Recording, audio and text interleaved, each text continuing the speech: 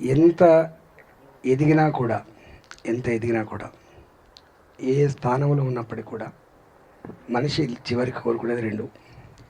ఒకటేమో మానవ సంబంధాలు వెతుక్కుంటూ ఉంటాడు. ఇప్పుడే ఎందుకు పిలిచినా నేనంటే అంత రిటైర్డ్ అయిన మూడ్లో ఉన్నారు, రిటైర్డ్ కాబోయే మూడ్లో ఉన్నారు. ఇప్పుడే ఆ పాత సంబంధాలు ఎక్కువ నెమరు వేసుకునే అక్కర ఉన్నది అని చెప్పి భావించాను. ఇవాళ మన పిల్లలు ఎక్కడో అక్కడ సెటిల్ అవుతూ ఉంటారు. నిజంగా ఎంత బాధ అయిద్దంటే ఇప్పుడు తెలుస్తుంది అసలు కథ ఏందో. ఇవాళ అంతిమంగా కొడుకులున్నా కూతుర్లున్నా మళ్ళీ భర్తకి ఏమైనా పట్టించుకునేటువంటి భార్యలు మాత్రమే, భార్యకి ఏమైతే పట్టించుకుంటారో భర్తలు మాత్రమే. అంత గొప్పగా మనసుని మళ్ళీ పట్టించుకునే వాళ్ళు పాత మిత్రులు మాత్రమే పట్టించుకుంటున్నారు. కాబట్టి నేను అంటున్నా, నెక్స్ట్ టైం మీరు ఎప్పుడైనా మీటింగ్ పెట్టుకుంటే కుటుంబాలతో సహా, పిల్లలుంటే పిల్లలతో సహా పాల్గొనే ప్రయత్నం చేయమని చెప్పి కోరుతున్నాను. రెండవది ఏం కోరుకుంటున్నానంటే, ఇవాళ అందరం మెకానికల్ లైఫ్ అయిపోయింది. ఒకప్పుడేమో ఉమ్మడి కుటుంబాలు ఉండి మనకందరం ఓ 10 మంది 12 మంది జిబుజిబా అని ఉండేది మనం.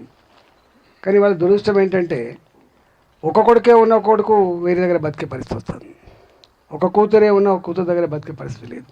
లోన్లీ లైఫ్ అయిపోయింది.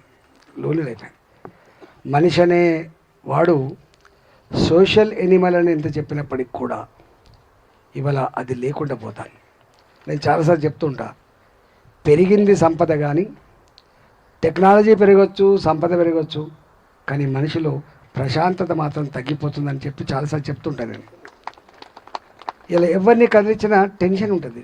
The tension which is not individual one, the tension which is prevailed by the society.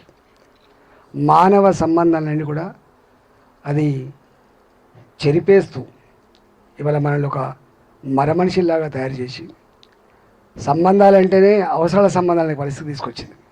మానవ సంబంధాలన్నీ పరస్పర అవసరాల సంబంధాలని చెప్తున్న ఈ రోజులలో, మానవ సంబంధాలన్నీ ఆర్థిక సంబంధాలు చెప్తున్నటువంటి ఈ రోజులలో మానవ సంబంధాలే అవి మానవత్వంతో మాత్రమే కూడుకుంటాయనేటువంటి చరిత్రని మళ్ళీ తిరగరాల్సిన అక్కడ ఉండేది.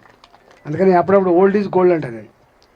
ఎందుకంటామంటే ఇవాళ మనిషి ఎంత సంపద సృష్టించబడ్డా, ఎంత గొప్ప గొప్ప మెడల్లో బతుకుతున్నప్పటికీ కూడా మళ్ళీ అంతిమంగా ఆ మెడల్లో ఉన్నవాడికైనా, ఆ సంపద కలిగినవాడికైనా ఎక్కడో టెన్షన్ అయితే వెంటాడుతూ ఉంది. కాబట్టి నేను చాలాసార్లు చెప్తాను, ప్రభుత్వాలకి కేవలం రోడ్లు వేయడమే డెవలప్మెంటు, లేకపోతే ఇది రావడమే డెవలప్మెంట్ కాదు. డెవలప్మెంట్ మనుషులు ఎంత ప్రశాంతంగా జీవించగలుగుతున్నారు ఆ సొసైటీ అనేది గీట్రా అని చెప్పాలి.